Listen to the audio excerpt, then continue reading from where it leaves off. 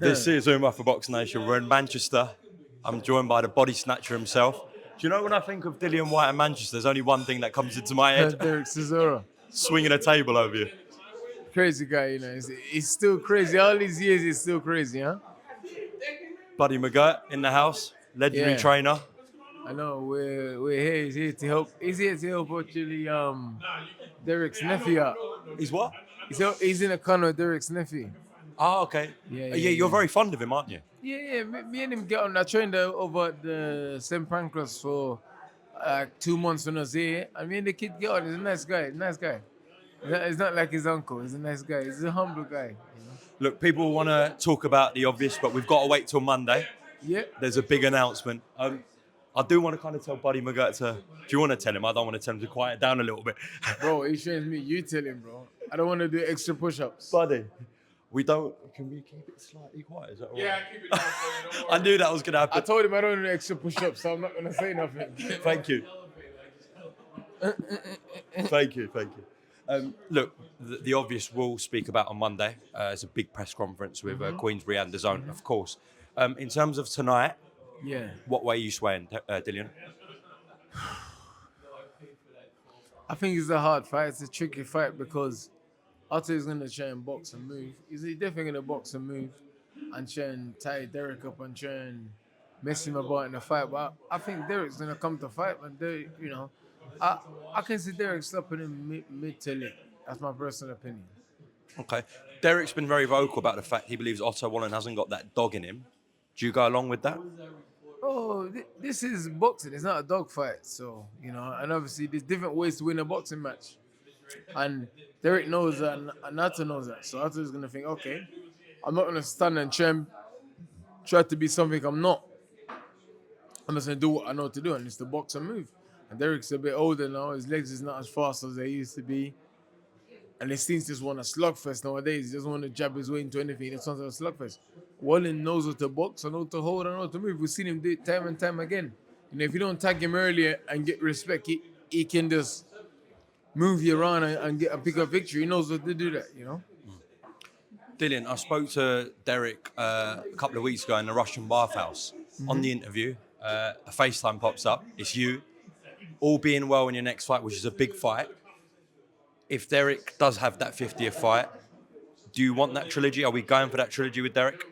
I would love to have it. I would love to have the trilogy, you know. Having rematches is not a lot of fighters get to do those things, you know what I mean? And it's good to have someone.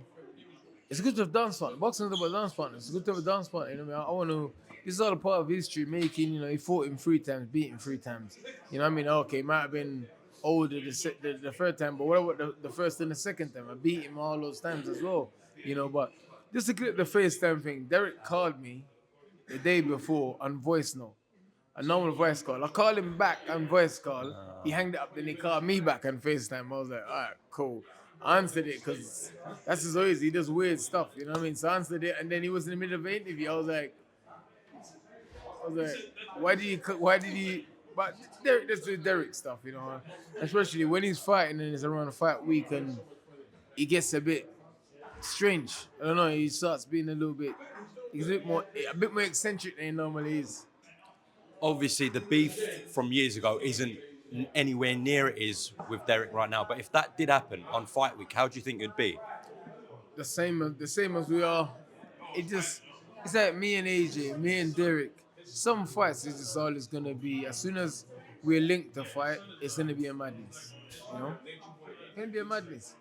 When we're not fighting, we're gonna be all cool and be respectful and be all calm. But if me and him's linked to fight, it's gonna be a madness right away.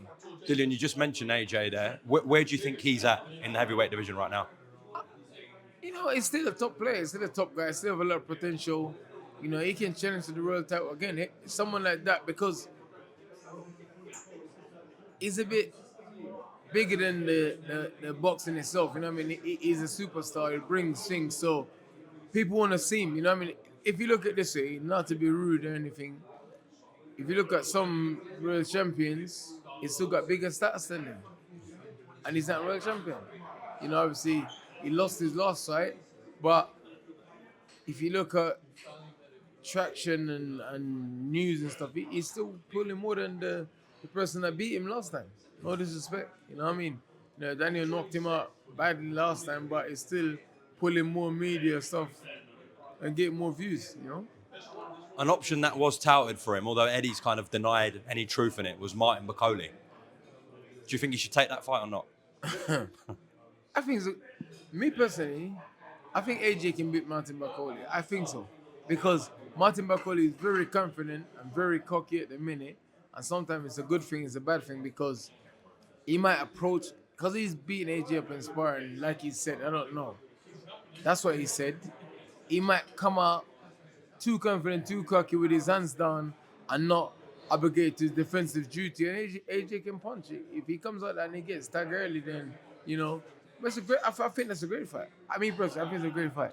Well, he said that he stopped Dubois, Usyk, and Joshua in sparring.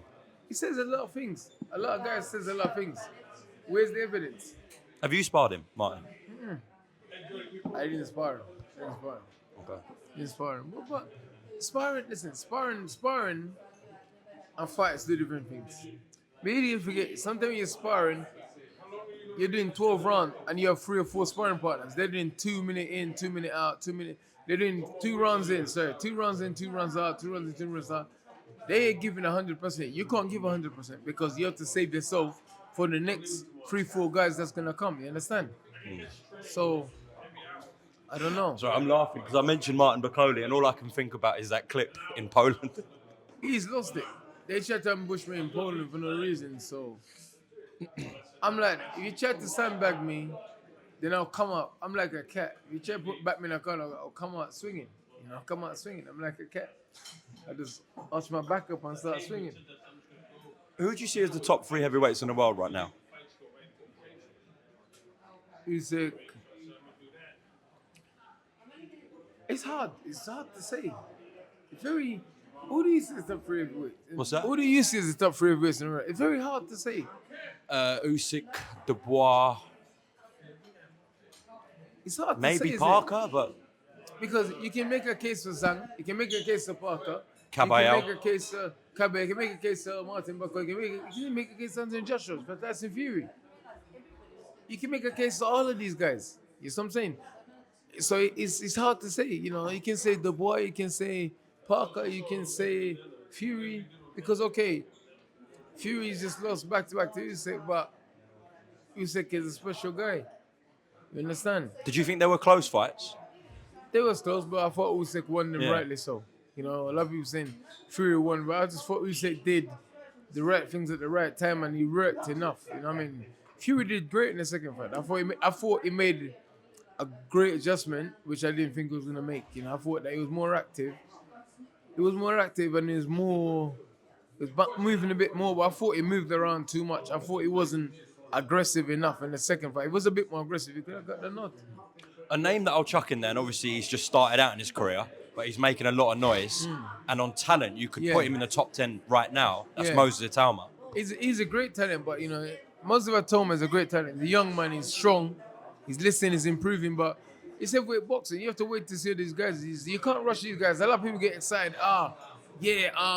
It's great. It's this. I think it's great talent, but we have to wait to see. You can't. Heavyweight boxing. Frank knows what he's doing. Frank knows what to match these guys. You're not just throwing him in there, but Moses will fight anyone. He wants to fight anyone. But there is heavyweight boxing is something that you have to deal with. The timing needs to be perfect because anyone can just chuck over and knock anyone out. And then you're going to say, this and the other. No. You have to build his confidence and take him the right way. He's full of confidence. You need to give him the right fights at the right time. It's nice to see the way your team, like your management team yourself, have smoothed things over with Queensbury and Frank, and you're working really well together now. There was never no problems with Queensbury. You know, I mean, obviously, it's like this. I'm loyal to wherever I am. You understand? Whosoever is putting food in me and my kids' plate, that's what I'm loyal to, innit? You understand? That's what I'm loyal to. I'm not being loyal to someone who is against me or someone who is sensitive against me. But if me and a person speak and we have a certain understanding, we're on a certain level and there's a connection, then we're cool. you're not providing for me or whatever, but we're cool. And I've always had respect for Frank. Even when stuff's gone down, me and Frank had met in Portugal and gone for lunch and whatever, you understand? And so the relationship has been building for a while and stuff, with George and stuff. And so, and then he's got all the fighters at the minute. He's got the heavyweights. So what am I going to do? I need to go where is best for me. I'm not getting younger, and I want to fight the best people. Win, lose, or draw, I want to fight the best people, And this way, the best fight seems to be at the minute. Got to mention your man, Fabio Wardley. Fabio's a killer, man.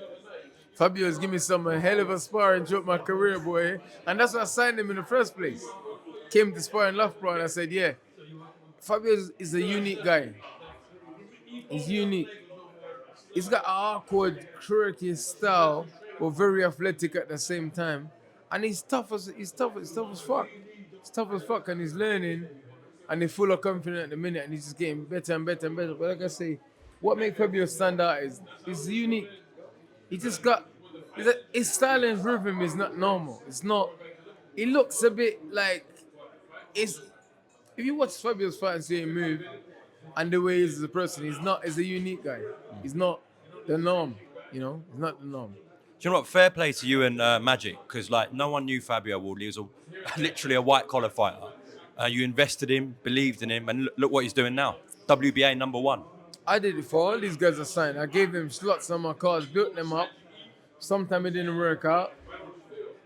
But Fabio listened and he trusts the process, and we have mutual respect.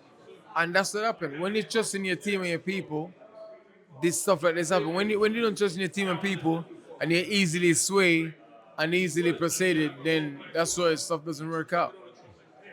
Last one before I let you go. Obviously, 2 weeks away from a big heavyweight fight. Daniel Dubois defends his world title against your former opponent, Joe Parker. Honest prediction for that fight? How does it go? That's a tough fight, man. It's a tough fight. Credit to Daniel. Daniel's fight. He just said, if you want to go now, we can go. That's it. That's what it's on. He said, if you want to go, we can go. Bring him on. Daniel is doing amazing at the minute, man. Tough fight. He's not having no easy fight. Tough fight. If you had to make a prediction. Boy, I probably lean towards Daniel at the minute because the run has been on. But Parker is dangerous, man. Dillian, appreciate your time here in Manchester. Just before I let you go, I just want to play a quick game with you, yeah? You're going to have to blind rank these heavyweights. So I'm just going to give you a name, top 10. You're just going to have to fill them in, all right? Okay. Martin Bakole. 10. 10? Okay. Zhilai Zhang. 7. Joe Parker. 5. Ajit Kabayel. 6. Anthony Joshua. I don't know where, man. I don't know where because it's my era, my time, you understand? And he's done a lot. So I don't know where. Honestly, I don't know where. I don't know where. 7. It's like Joshua, Usyk, Fury. I don't know where. I don't know where to rank those guys. We'll take Fury out because he's retired, but Fury's not retired. Fury's just chilling at home until he get bored. Soon he'll get bored. He'll put weight on and he'll get bored in it. So you know what? I fancy doing it again. Fury likes mystery. He likes creating history and mystery, and he just find a reason. You know what? He's gonna get bored and say, you know what? I think I can do it again. Imagine coming back for a third time and doing it again. And that's what Fury mind is. let me just hit you with a few more names. Alexander Usyk. Number 1. Daniel Dubois.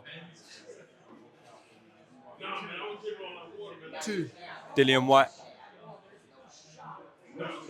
I'll take 8. I'll take 8. I'm a realist.